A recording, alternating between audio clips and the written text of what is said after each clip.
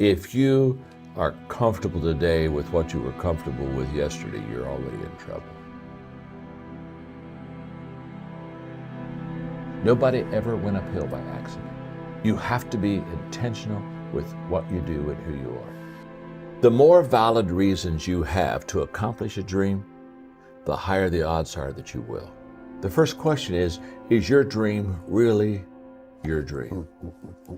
And that's where we start, Ed. Because can I tell you something? If your dream isn't really your dream, ain't going to work. Yeah. So what I tell people all the time is we start off our life living someone else's dream, probably our parents. So what happens is a lot of people as adults, they never switch. So true. And so they're still living someone else's dream. They're putting on someone else's armor, and they just aren't going to achieve because it's not who they are. It's not their dream. So I think a lot of times we have clarity on where we should go, but there's a lot of emotion that holds us back. Sure. So what I did, and I think this is what will be really, hopefully this will be helpful to you. Whenever you're making a transition that's kind of out of your strength zone, or certainly brand new like this was, I ask a lot of questions and I listen. And so I just sit down with people like you that are highly successful in business, and I say, okay, let me ask you some questions. And I go and I'd ask you questions I learned from you, and I take a lot of notes, and I'd pull away and say, okay, now this is how Ed did it. This is what Ed thinks, and I think I could apply this there.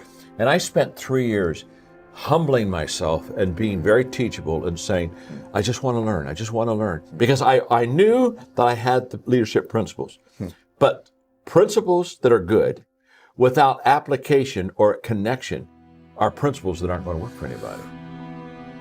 I am responsible, Ed, to move on what I see today.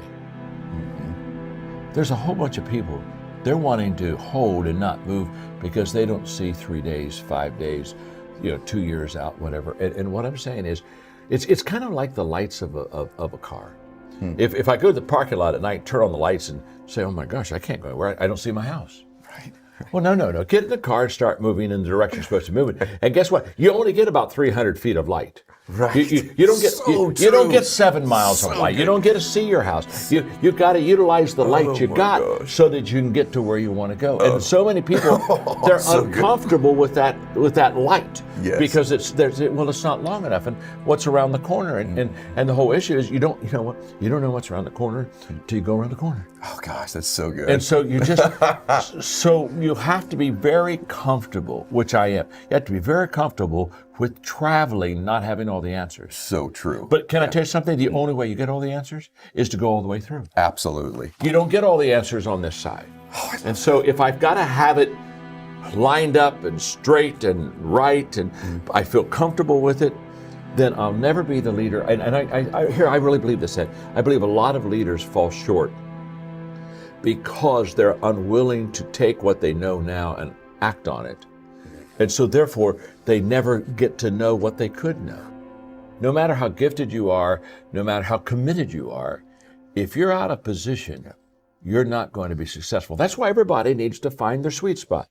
Yeah. What do I really do well? Yes. And on that, there's a point that I really want to make, and that is, I tell people, if you want to be highly successful, you've got to get into what I call the top 5%. Okay. So you got 100 people. You've got 100 people here in whatever chosen profession you've got. You've got to be in the top 5. Yes. You've got to get there. And you can only get to the top 5 if you're in your sweet spot.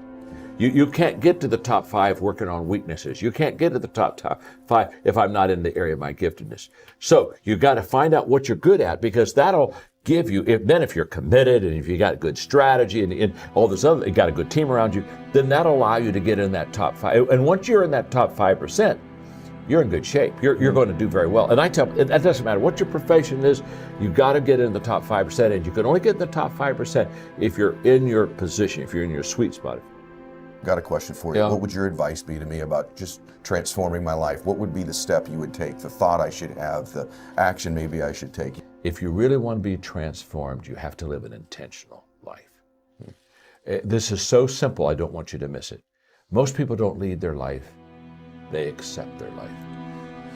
And when you accept your life, you are living on things that are not worthy of your time and effort and energy.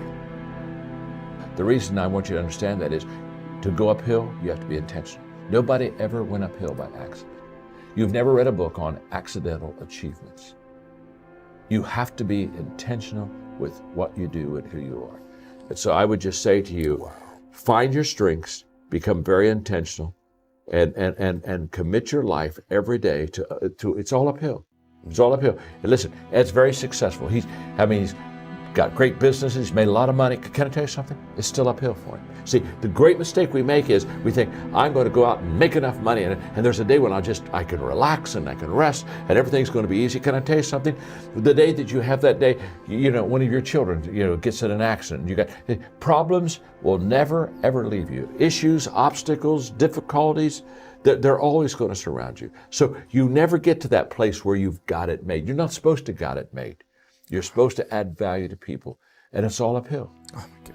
So the moment I understand that, then what happens is I commit myself to it, and then it becomes a beautiful uphill climbing life. Because one thing that's beautiful about going uphill is the scenery is really good.